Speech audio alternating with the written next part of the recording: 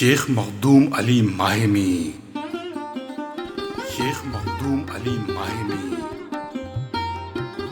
8ویں صدی ہجری میں ہندوستان کے نامور صوفی بزرگ تھے۔ آپ رحمت اللہ علیہ 21 جون 1374 عیسوی کو ماہم بمبئی انڈیا میں پیدا ہوئے۔ مخدوم علی ماہمی 15ویں صدی عیسوی میں ہندوستان میں فقہ شافعی سے استدلال کرنے والے پہلے جید عالم اور محقق تھے۔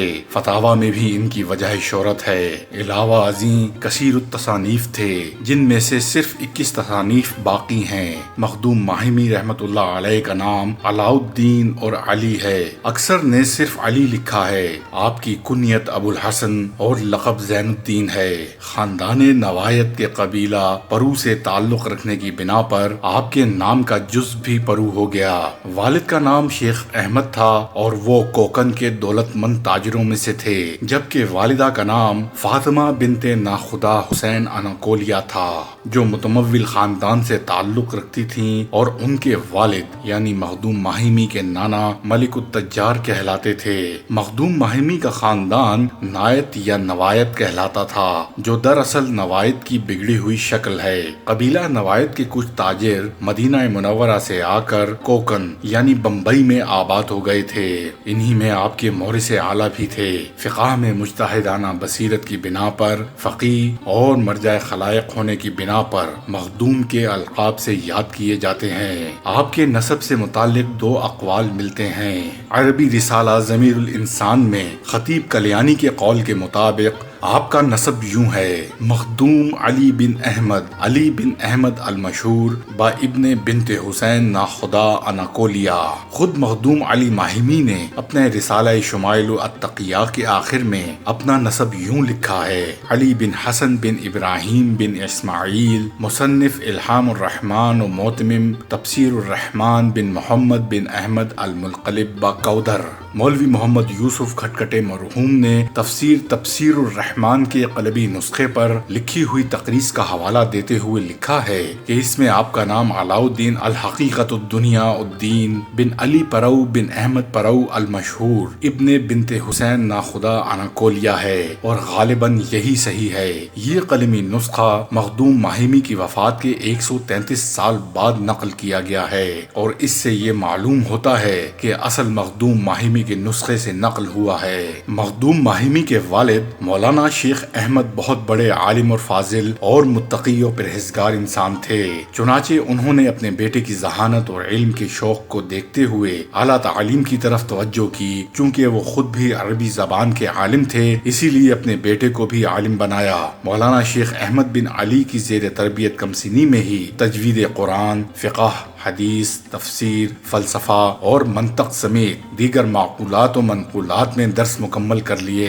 ایک مشہور روایت کے مطابق حضرت خضر نے بھی آپ کی تربیت میں بڑا حصہ لیا، مگر اس روایت کی تصدیق یا حوالہ غیر مستند ہے۔ ابھی 9 سال کے تھے کہ علوم ظاہریہ یعنی شرعی علوم سے فارغ ہوئے چند روز گزرے تھے کہ 25 جمادی الاول 785 ہجری بمطابق 1383 عیسوی کو والد بزرگوار مولانا شیخ احمد بن علی کا انتقال ہو گیا۔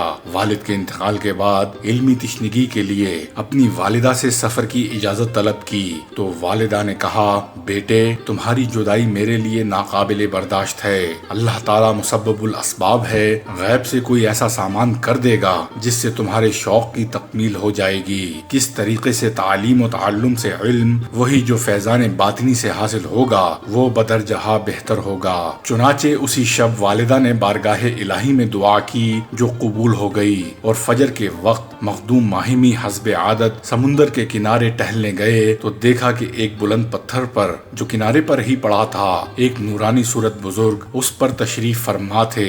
آپ نے سلام عرض کیا، بزرگ نے سلام کا جواب دیا اور نہایت خندہ پیشانی سے پیش آئے۔ فرمایا کہ تم کو علم معرفت حاصل کرنے کا شوق ہے تو روزانہ صبح یہاں آیا کرو، ہم تم کو تعلیم دیں گے۔ وہ چیز جو تم دور دراز سفر اختیار کر کے حاصل کرنا چاہتے ہو وہ تمہیں انشاءاللہ یہیں سے مل جائے گی کہ میں خضر ہوں۔ تمہاری تعلیم کے لیے مجھے اللہ تعالیٰ نے یہاں بھیجا ہے اور یہ راز کسی پر ظاہر نہ کرنا۔ چنانچہ آپ روزانہ صبح فجر کی نماز کے بعد اس جگہ پابندی سے جانے لگے اور حضرت خضر سے علم معرفت حاصل کرنے لگے۔ چند روز گزرنے کے بعد علم معقولات و منقولات میں کمال حاصل ہو گیا اور ایک دن اتفاق سے والدہ نے پوچھا کہ روزانہ کس کے پاس علم حاصل کرنے جاتے ہو، کیونکہ میں نے سنا ہے کہ تم روزانہ سمندر کے کنارے جاتے ہو۔ آپ رحمت اللہ علیہ نے جواب دینے میں تأمل کیا اور پھر ترک ادب سمجھ کر بتا دیا کہ میں حضرت خضر سے علم حاصل کرتا ہوں۔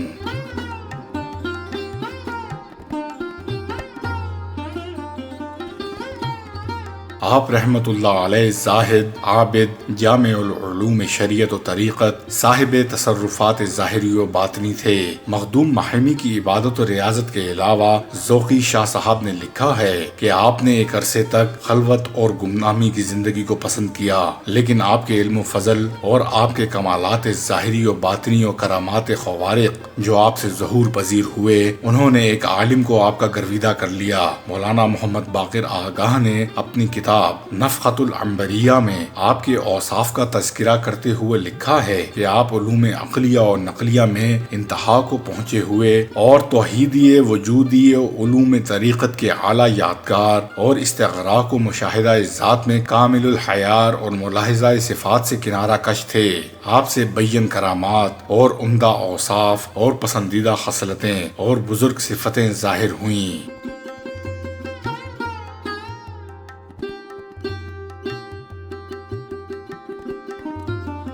روایت ہے کہ ماہم سے ایک ہندو تاجر کا جہاز سامان تجارت لے کر کسی بندرگاہ کے لیے روانہ ہوا تھا۔ 7 سال گزر گئے، نہ جہاز واپس آیا اور نہ اس کا کچھ پتا چلا۔ تاجر نے بڑے بڑے پنڈتوں اور نجومیوں سے دریافت کیا، لیکن سب نے یہی جواب دیا کہ وہ ڈوب گیا ہے۔ ایک دن اس ہندو تاجر نے اپنے ایک مسلمان دوست سے جہاز کے لاپتہ ہونے کا ذکر کیا۔ اس مسلمان دوست نے کہا کہ ہر قسم کی کوششیں تم کر چکے ہو، اب ذرا حضرت مخدوم صاحب کی خدمت میں بھی حاضر ہو کر عرض حال کر دیکھو، ممکن ہے صحیح صورتحال معلوم ہو جائے۔ چنانچہ وہ تاجر مخدوم صاحب کی خدمت میں حاضر ہوا اور ماجرا عرض کیا۔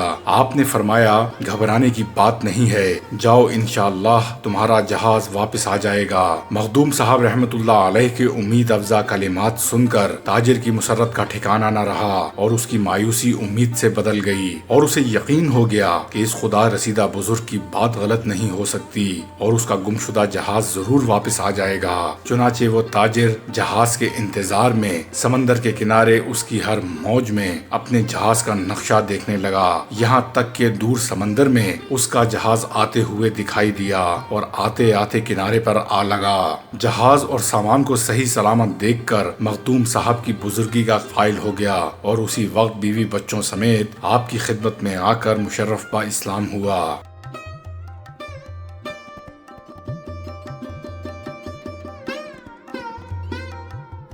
روایت ہے کہ آپ کے یہاں ایک کنیز صالحہ تھی، ہمیشہ آپ کے اور آپ کی والدہ محترمہ کے کپڑے دھوتی اور پہلے وقت کا پانی تشت میں جمع کر کے پی جاتی۔ آپ کی فیوز و برکات اور باطنی توجہ سے بڑے مدارج حاصل کیے، اس کو کشف و کرامات طی العرض حاصل ہوئی۔ چنانچہ ایک روز ایک مسافر فقیر روشن ضمیر حضرت قطب الوقت فقی علی مخدوم رحمت اللہ علیہ کی خدمت میں حاضر ہوا اور مسجد میں آپ سے ملاقات فرمائی۔ آپ فقیر کے لیے کھانا لانے گھر گئے۔ جب گھر میں آئے تو والدہ صاحبہ نے فرمایا کہ تم میرے ہمراہ کھانا کھاؤ۔ آپ نے کہا ایک مسافر مسجد میں بیٹھا ہے، پہلے اس کو کھانا بھجوا دوں، بعد میں کھانا کھاؤں گا۔ تب آپ نے کنیز کے ہاتھ کھانا بھجوا دیا اور فرمایا اس لباس و شکل کا فقیر مسجد میں بیٹھا ہوا ہے، اس کو جا کر یہ کھانا دے دو۔ کنیز جب مسجد میں آئی تو دیکھا کہ وہ فقیر نہیں ہے۔ مشرق و مغرب کی طرف دور دور تک نظر دوڑائی تو اس کی निगाहों ने देखा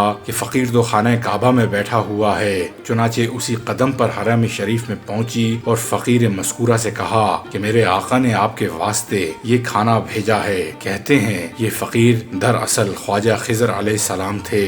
मखदूम अली माहिमी रहमतुल्लाह अलैह का विसाल 7 फरवरी 1432 ईस्वी को 58 साल की उम्र में माहिम बम्बई इंडिया में हुआ।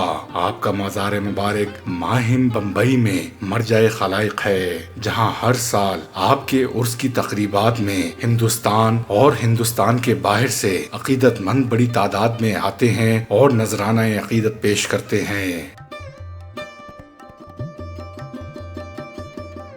यही थी आज की हमारी वीडियो। अगर वीडियो पसंद आए तो बराए मेहरबानी वीडियो को लाइक, शेयर और सब्सक्राइब कीजिएगा। मेरी और मेरी टीम की हौसला अफजाई कीजिएगा। मिलते हैं अगली वीडियो में।